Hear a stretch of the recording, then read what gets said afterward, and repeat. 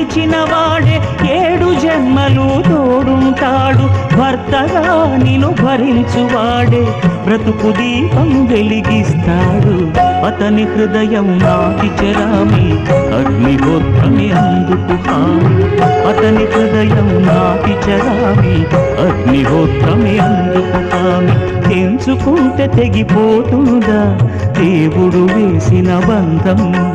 తెలుసుకో నీ జీవిత గమ్యం, పెంచుకోమానుబంధం.